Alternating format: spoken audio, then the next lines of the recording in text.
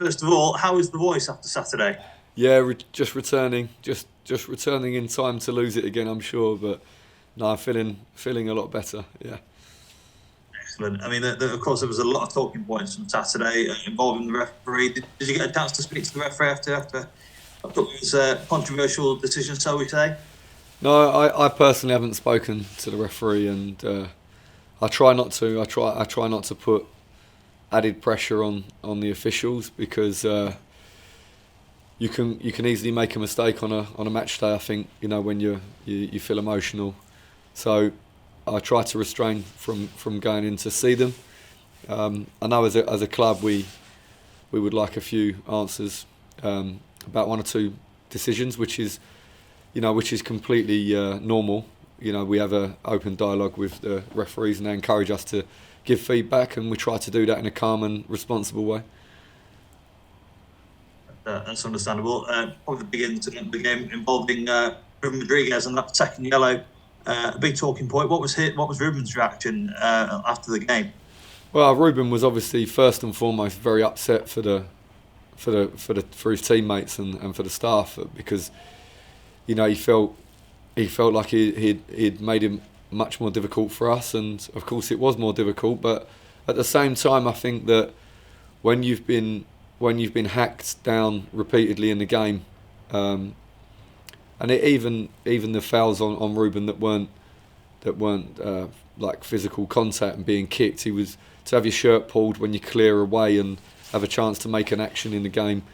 I think that does bring about a level of frustration when often it's the same player repeatedly making the fouls, and I think Ruben was affected by that and was not in a really clear, calm state of mind. He put his hand out. I think if we're in a mood to be very lenient when we're officiating a game, it seems like a very harsh compared to some of the fouls in the game. Yeah, I mean, in that situation, I mean, should a bit of common sense been applied in that bit because it didn't look like it was anything malicious in it. It was just a case of I'm not going to get the ball.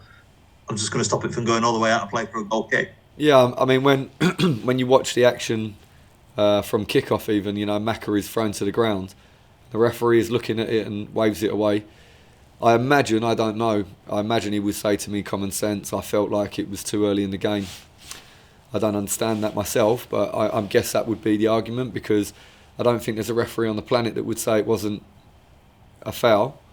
So if we're in the mood for being lenient and we're going to apply common sense, I think then Ruben's action is a telling off or something, but it's not a card. But it seemed like the card came out very quickly and couldn't wait to send Ruben off. We'll move on to Chesterfield on Saturday. It felt like a big game a couple of weeks ago before it was postponed. Does it feel like a bigger game now that Chesterfield have lost a couple of games and maybe sort of lost their way a little bit of late?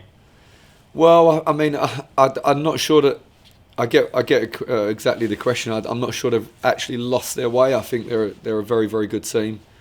Um, they had a cup run, and that can knock the stuffing out of you a little bit as well. And in the middle of the season, in the winter time, can be tough to keep going. But I think it's worth noting that they're still having a fantastic season.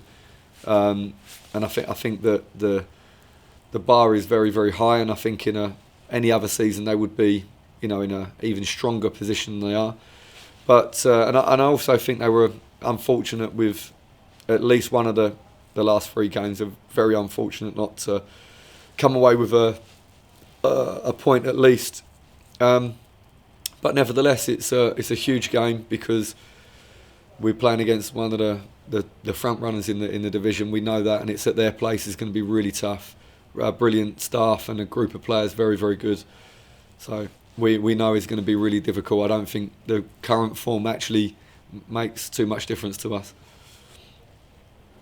They've been a local derby as well. Plenty of not fans, I'm sure, going to be travelling to the Spireites Stadium. Does that add a bit more energy into the game? Do you feel just having it literally just down the road, having the Notts fans travelling there, and making it a proper atmosphere? Yeah, yeah, absolutely. I mean, look, I think if we were playing on the moon, the county fans would travel because they're incredible. It's -100, and you look there and there's hundreds of them. It's incredible, but yeah, it's nice that they can go not too far, and I'm sure they're going to be there like normal, like a wall of noise. So yeah, we're really pleased to be able to play like a local away game. We've had some long journeys, yeah. Going back to Chesterfield, they lost in midweek, and it could.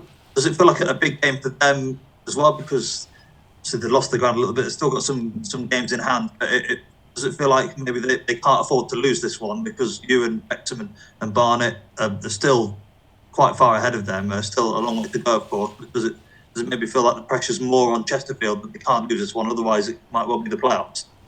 I think that both teams have huge pressure because we have to try to maintain our level to have any hope to maintain with Wrexham, and Chesterfield will be desperate to win because they want to stay in the highest possible position for obvious reason.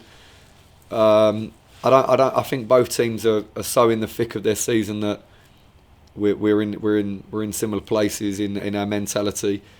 I think the period of the season where there are potential like dead rubbers is a long way off still. So no, both teams are going to be highly motivated and got so much to play for. You'll be without Reuben Rodriguez, of course. How big a miss is he going to be? Because he's been so creative and so influential, hasn't he?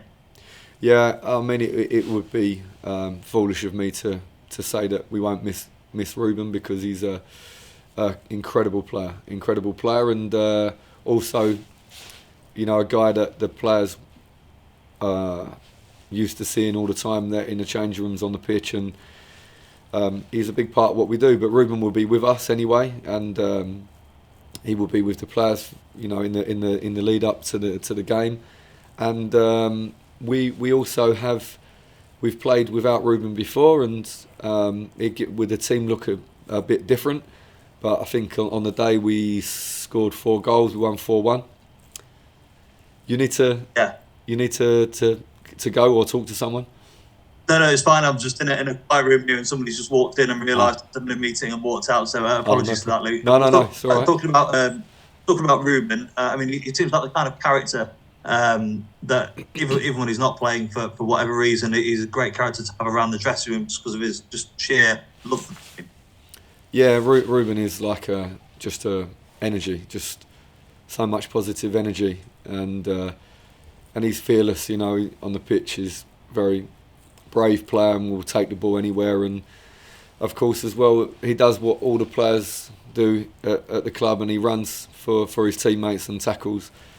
So yeah, of course, we're going to miss Reuben hugely. But like I say, we have some very good players to come in and play in that position, and we're fortunate like that. We're so fortunate with how many good players we have. You look at the squad as a whole. You've got a big run of games coming up against teams around you, playing against like Barnet coming up. You've got Southend coming up as well, and Chesterfield on Saturday. Are you confident that you've got enough in that squad to get through that run of games and get the results that you want? I'm confident in the squad. I mean, yeah, it's so difficult to anticipate how we will play in the games because the oppositions are so fierce, and we know this period of the season is going to be hugely important because we play so many of the top sides, as you said. But we have to play everybody. We have to stand up to everything. We have to be ready. The guys in the squad, they have to be ready to come in and make a brilliant performance. And you said when we spoke about the Chesterfield game before it was postponed, the Meadow Lane encounter was a bit like a League One game. Are you expecting a similar game on Saturday? I would have thought so. I mean, I thought the standard of the game at home was incredible for National League, and you know, they have very talented players, and the coaching staff are very experienced, and will try to put the team on the pitch in the model of a League One team minimum, because that's where their experience is, and that's the level that minimum that those guys are at. So of course the team are going to have that mentality and that style. So yeah, hopefully it's a brilliant game. Hopefully it's a brilliant game that we win, and I expect it to be of a high quality. I really do. So very, very finally, Luke, you've won a couple of games against some of the top 8 and the teams around you. The rest of them have been have been draws. I'm just wondering what more not have to do to turn those draws into wins, because as we know already this season, draws feel like defeats. It just shows the quality in the National League at the moment. Where do Notts need to go to try and turn some of those into wins? Yeah, I think when we looked at the draws and we tried to analyse fairly the result, and we're talking very small percentages within the game that we can swing one way or the other, and we have to bring like an extra something. We have to bring extra intensity in this moments of quality from players we need to turn draws into victories. And that really, I think, for me is the big challenge. Is like, can we step up in the tight games and bring that extra little bit? And I think the last two performances really were a great example of that. Two very tight games, so tough conditions, with the pitches make more difficult for us to make these slick type of actions that we want to make, that have been so effective for us. But the players produce like something extra to be able to come away with all the points in both games. So we need to continue that mentality. Excellent stuff. Appreciate your time, Luke, as always. Thank you. All the best for Saturday. Thank you. Thank you. Thanks, Jake. Hi, Luke. I'll start with Saturday. There was a number of pivotal moments in the win over Torquay, but one that seems to be going a little bit under the radar is Sam Slocum saving the first half from Connor Rawlinson's header. I just wanted to know, like, how important has Sam been to this team in recent weeks? Yeah, brilliant, absolutely brilliant, because I think there's been a number of games where Sam has not been required to do too much, but then in the moments he's always awake, and that's because he's a brilliant pro and a really smart guy. So he doesn't switch off or fall asleep. And then in games where he's been required to do a lot of work, then he's there. You can rely on him.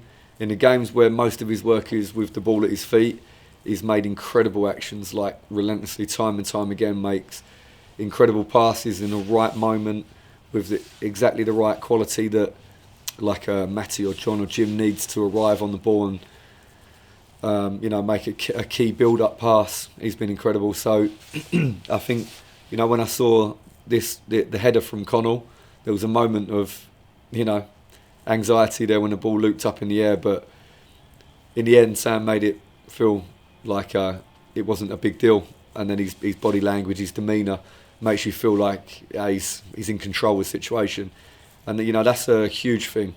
That's a huge thing to have that presence, and I'm really grateful for Sam bringing that to us. You've obviously spoken with Jake about Reuben's absence this weekend, but does his absence make it a little bit more frustrating that he's missing a rescheduled game? Obviously, with the previous postponement, he might not have been missing the Chesterfield game, but he could have been missing another game. So does that make it a little bit more frustrating, the fact that he's missing a game of this magnitude? Yeah, it does. I think it's the overwhelming thing is frustration, disappointment, because I think if Reuben had made 7 fouls in a game and deserved to be sent off, then you say, well, he had that come in, and it was a really bad performance from him, and he deserved it. But in this manner, it makes it feel very frustrating indeed, and we don't want to dwell on that too much, because we have to cope with life without Reuben in this game, and we have to focus on that and the good players that we have that will come in and play really well, I'm sure. And one player that also won't be there is Caro Mitchell, after it was announced that he'd gone on loan to Eastleigh last week, and on his debut grabbed an assist. Is that just further emphasising the quality that you have in this squad that are unable to get into your side on a regular basis? Yeah, I think it does. I think we know that Macca has been in brilliant form, goal scoring form throughout the entire season, and we know that he also works extremely hard for the team. And then you look at Kedwin Scott, who's a striker who adapted to be like an attacking midfield player, scored 13 goals, incredible player, and again somebody that will run for the team and understands his duty for the team in all aspects. A fantastic player, so it's no disgrace at all on Cairo. And if you saw, excuse me, I'm sure you did, you saw the action. Cairo takes the ball in his own half and takes a good touch and makes a really good pass, and then he's like a steam train running through the middle of the pitch, you know, like in the way that Cairo does. He's such a powerful athlete and he's desperate to score, running. And if the ball is delivered to him, 100% he'll score his first goal for easily. But that just says how strong the two guys really that are in front of him here, how good their level has been throughout the whole season so far. But with his departure, it leaves just those two up front, Maka and Kedwin, as the out-and-out strikers of the team. Is there an emphasis that you're looking to strengthen that area at all for the remainder of the season, or are you quite happy with the options that you've got in there in the minute? I think we're always looking, and we have potential striker targets that that we can try to bring into the club. I think that every striker out there is is wondering how on earth they would come here and get in the team. So that can cause an issue because, like I said, the guys have done so well, and I think it would be it'd be wrong of me to tell a striker they're coming in to play in front of either of those guys, because that's not the case. But I also feel like we have at least one member of the squad who doesn't play as a striker that could play there very effectively. So I feel like we have that option that we keep up our sleeve a little bit, that if in a crisis we need to put somebody up front, we have that body in the building. But of course we're not restricted as well by the window, so we can react very, very quickly if we suffer something that is more significant. And then just finally from me, looking ahead to this weekend, any injury updates? I know that Toby and Richard Brinley are getting closer and closer to a return to action. Does this weekend again come too soon for the pair, or can we see them potentially at the Technique Stadium? Yeah, I think that both guys have got a really good chance to be involved because they're training, really fully training, and are in a really good place. All the assessment period now is over, and the return to training stuff that we do to make sure that we don't throw them in too early is all done. So the guys are in contention to play.